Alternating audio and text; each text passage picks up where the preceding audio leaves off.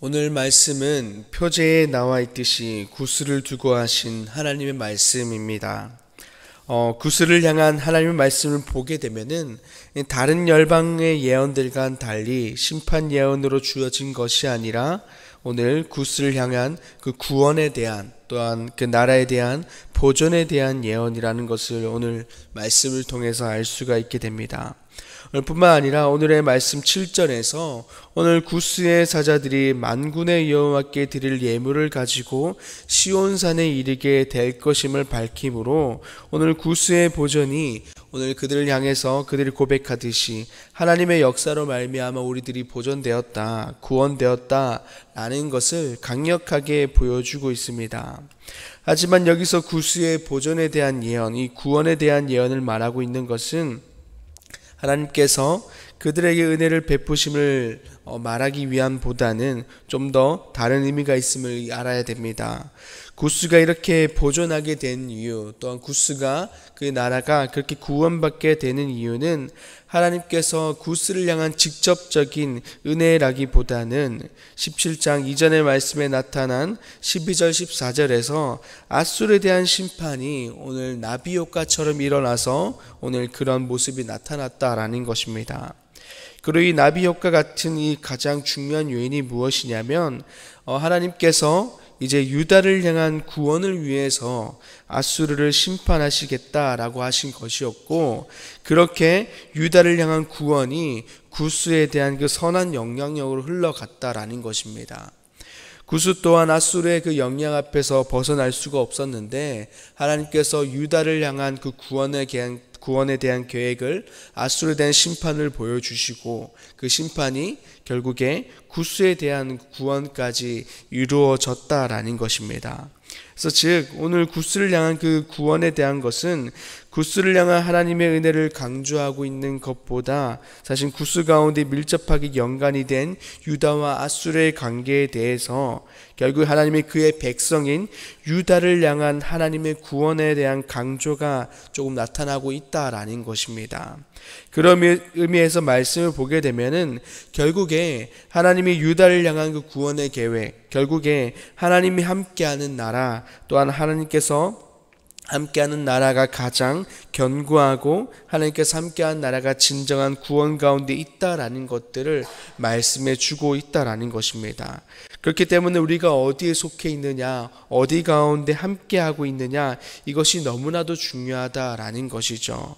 그래서 우리도 마찬가지로 우리들의 삶이 어디에 속해 있느냐, 누구와 함께하고 있느냐, 이것이 너무나도 중요하다라는 것입니다. 우리들의 삶이 정말 하나님의 그 나라에 속하여서 하나님의 그 울타리에 속해서 살아가고 있는 것인가, 혹은 세상 가운데 속하여 그 가운데 살아가고 있는 것인가, 우리 또한 이것을 깊이 고민해 봐야 되고 생각해 보아야 한다라는 것입니다. 우리는 우리의 자리를 분명하게 해야 할 것입니다. 하나님의 말씀을 통해서 우리에게 오늘 말씀해 주고 있는 것입니다. 세상의 모든 것은 하나님 아래에 있다라는 것을 말씀해 주고 있고, 세상의 주권은 오직 하나님에게 있다라는 것을 오늘 말씀을 통해서 보여주고 있다라는 것이죠. 뿐만 아니라 진정한 구원이 어디에 있느냐, 하나님에게 있다라는 것입니다. 구스가 대단해서 간 것이 아니라 하나님께서 유다를 통한 그 구원, 그래서 앗수를 향한 심판을 통해서 그 구원이 그들 가운데 이루어지고 있는 것처럼 그 나라에 대한, 오늘 구스에 대한 어떤 무언가 뛰어남이 아니라 결국에 하나님의 구원에 대한 계획이 있을 때 그 가운데 그들 또한 구원을 누리고 있다라는 것이죠. 결국에 하나님의 그 주권이 이 땅 모든 것 가운데 퍼져 있다라는 것 오늘 말씀을 통해서 보여주고 있다라는 것입니다. 그렇기 때문에 이 시간 우리들도 단호하게 우리가 속할 곳이 어디인가, 또한 설 곳이 어디인지를 단호하게 정할 필요가 있을 것입니다. 이 시간 우리 모두가 하나님 가운데 속하고 하나님 가운데 거하시는 곳에 서 있는 우리가 되기를 소망합니다. 그리하여서 하나님께서 주시는 그 구원에 대한 그 감격과 기쁨으로 살아가는 우리가 되기를 소망합니다. 말씀으로 돌아와서 구스의 보존에 대한 사실을 알려주고 그런 기쁨에 대한 소식이지만 오늘 1절의 시작을 보게 되면 이사야는 슬프다라는 말에 대한 예언으로 시작하고 있습니다. 그들의 보전, 즉 구원에 대한 확실성이 강조되면서도 동시에 슬프다라는 예언을 하고 있는 이유가 무엇일까요?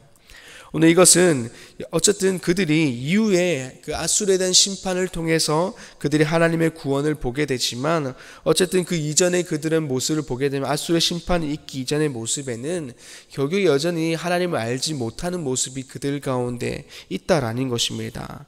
구스가 하나님이 아수르를 무너뜨림을 통해서 보게 됐지만 그 이전에 그들을 향해서는 아직 여전히 하나님보다 세상을 무서워하고 하나님보다 세상의 다른 무언가를 의지하는 것이 그들의 모습이었다라는 것입니다. 그래서 오늘 이사야를 통해서 하나님에 대한 구원의 메시지가 분명히 그들 가운데 있음에도 불구하고 아직 여전히 그들 가운데 하나님이 희망이 되진 않았고 소망이 되지 않았다라는 것입니다. 그 희망과 소망을 여전히 다른 것 가운데서 찾고 있었다라는 것이죠. 2절을 통해서 보게 되면은 앞서 말씀드렸던 것처럼 아수르에 대한 그 공격이 무서워서 오늘 그들은 갈대배를 띄어서 주변에 사자들을 보내서 각국에게 동맹을 제안하기 바쁘다라는 것입니다. 여전히 구스의 눈에는 하나님보다 아수르가 컸고 아수르만 보였다라는 것입니다. 아수르의 침공이 두려운 나머지 하나님을 알지 못하는 그 모습은 세상을 향해서 의지했고 또한 의지할 수 있을 것만 같은 것들을 찾기 바빴다라는 것입니다. 그러나 반대로 유다의 상황을 보게 되면은 아수르 침략 당시의 왕은 히스기야 왕이었습니다. 아수르에 의해서 나라가 무너져가고 또한 예루살렘이 포위당하는 그런 정말 긴박한 정말 목숨이 이제 얼마 위태로운 그런 모습까지 이어지게 되는데요. 그 어느 나라도 그 예루살em 성이 무너지지 않을 것이다 라고 생각하는 나라는 없었을 것이다 라는 것입니다. 함락되는 것은 정말 이제 당연히 시간 문제다라고 모든 이들이 생각했을 문제였습니다. 그러나 모든 이의 그 당연한 생각을 깨고 예루살렘이 승리했다라는 것이죠. 보존되었고 구원이 되었다라는 것입니다. 포위하고 있던 아수르의 군사들을 오늘 그 여호와의 사자가 모두 무찔러 승리를 얻게 했다라는 것이죠. 그들이 결국에 돌아갈 수밖에 없게 되었다라는 것입니다. 그때 히스기야 왕은 하나님께 기도했다라는 것입니다. 그 기도가 하나님께 들려지고 이사야를 통해서 하나님은 승리를 예언하시고 또한 승리를 허락하셨다라는 것이죠. 이처럼 하나님을 아는 자와 모르는 자의 차이는 그 위기의 순간에 어떻게 대처하느냐가 나타난다라는 것입니다. 또한 그 위기 순간에 어떠한 마음으로 서 있는지를 볼 수가 있다라는 것이죠. 하나님을 알지 못한 구스의 마음에는 여전히 불안과 그 두려움만이 가득하였고 결국에 최악의 수를 늘 생각해 둘 수밖에 없었기 때문에 오늘 다른 나라를 향해서 동맹을 요청하고 또 의지할 수 있을 것만 같은 것들을 찾기 바빴다라는 것입니다. 그러나 하나님을 아는 오늘 그 히스기야와 그 나라는 결국에 그 마음 가운데 어쨌든 눈앞에 있는 그 펼쳐진 광경 때문에 불안과 걱정이 있었지만 오늘 그들은 하나님을 향해서 그래도 나아갔다라는 것이죠. 하나님을 알았기 때문에 하나님의 도우심을 받으면 우리가 살 수 있다라는 것을 알았기 때문에 또한 하나님이 이 상황을 역전시킬 수 있는 유일한 대상이고 존재라는 것을 알았기 때문에 오늘 하나님께 기도함으로 또 하나님을 의지함으로 나아갔다라는 것입니다. 그 결과가 오늘 결국에 하나님 가운데 승리를 허락하시는 승리의 감격을 누릴 수 있는 그런 모습을 보여주었다라는 것이죠. 이처럼 말씀을 통해서 우리에게 말씀하시는 것은 하나님을 알기를 힘써야 한다라는 것입니다. 더 나아가 지식적으로 아는 것이 아니라 우리들의 마음 가운데 하나님이 존재하도록 말씀이 살아 숨쉬도록 해야 한다라는 것입니다. 그것이 우리의 삶의 가운데 그 위험한 상황 가운데서 그러한 모습으로 나타난다라는 것이죠. 단순히 우리들 신앙의 연수가 오래되어서 또한 지식적으로 안다고 해서 그렇게 나타나지 않는다라는 것을 알 것입니다. 지식적으로 아는 것이 우리들 삶 가운데 하나님 앞에서 나타나지 않는다라는 것이죠. 우리들 삶 가운데 그 정말 우리들 마음 가운데 그 말씀이 살아 숨쉬고 하나님이 존재한다라는 것을 우리가 믿음으로 신뢰할 때에 그것이 삶의 가운데 행동으로 나타난다라는 것입니다. 그렇기 때문에 이 시간 우리 모두가 우리들의 마음 가운데 온전히 하나님을 모시는 그러한 시간이 되기를 소망합니다. 지식적으로 아는 것이 아니라 정말 우리 마음 가운데 믿음으로 신뢰함을 통해서 또한 말씀을 통해서 우리가 그 하나님을 바라보아서 정말 지식적으로 아는 것이 아니라 마음으로 아는 것을 통하여서 삶의 자리에서 하나님을 믿음으로 바라보고 정말 그 어떤 상황 가운데 있다 할지라도 정말 신뢰함으로 주님을 바라보는 우리가 되기를 소망합니다. 그렇게 하여서 오늘 말씀을 통해서 보여주는 모든 것을 역전시키는 그 하나님, 모든 것을 가능케 하신 그 하나님으로 말미암아 우리들의 삶 가운데서도 그런 은혜를 누리며 살아가는 우리가 되기를 소망합니다.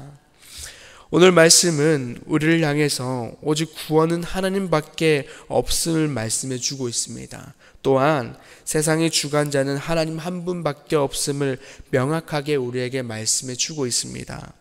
이 시간 우리 모두가 그 하나님 한 분만을 바라고 그 하나님께 속하여 살아가는 우리가 되기를 소망합니다. 또한 그 하나님을 그 마음 가운데 모심을 통하여서 걱정과 불안이 가득한 삶이 아니라 평안과 기쁨이 넘치는 그 삶을 살아가는 우리 모두가 되기를 소망합니다. 더 나아가서 남유다를 향한 구원의 은혜가 구스에게까지 흘러가 구원을 얻은 것처럼 우리들도 마찬가지로 하나님께 받은 그 은혜가 나를 통하여서 세상 가운데 온전히 흘러갈 수 있도록 삶의 자리에서 신실하고 진실하게 살아가는 우리 모두가 되기를 간절히 소망합니다. 기도하겠습니다. 아버지 하나님 감사합니다. 오늘 말씀을 통하여서 우리에게 한 번 더 말씀해 주시니 감사합니다. 구원은 하나님밖에 없음을, 세상의 주관자는 하나님밖에 없음을 명확하게 다시 한번 우리들 가운데 말씀하시고 마음에 새기게 하시니 감사합니다. 하나님, 우리가 이것을 잊지 않게 해주시고 아버지 믿음으로 아버지 바라보게 하시어서 삶의 자리에서 늘 그 주님을 바라보게 하시어서 넘어지지 않도록, 또 모든 상황 가운데 아버지 상황을 우리를 압박한다 할지라도 그 가운데 주님을 바라봄을 통해서 굳건하게 서 있는 우리 모두가 되게 하여 주시옵소서. 그렇게 해서 그 자리에서 하나님의 구원을 바라보게 하여 주시고 그 가운데서도 우리가 평안과 기쁨으로 그 모든 순간을 이기며 나아가는 우리 모두가 되게 하여 주시옵소서. 또한 아버지 우리 가운데 부어주신 그 수많은 은혜가 아버지 우리들 가운데서 그치는 것이 아니라 오늘 말씀을 통해서 보여주신 것처럼 그 하나님의 구원의 은혜가 흘러간 것처럼 우리를 통하여서도 흘러갈 수 있도록 아버지 우리가 삶의 자리에서 하나님을 향해서 신실하고 진실하게 살아가는 우리가 되게 하여 주시옵소서. 감사합니다. 예수님의 이름으로 기도드립니다. 아멘.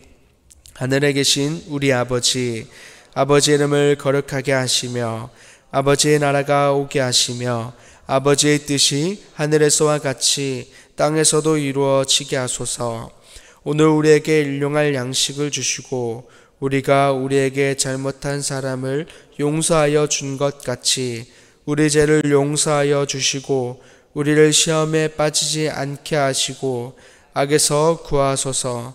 나라와 권능과 영광이 영원히 아버지의 것입니다. 아멘.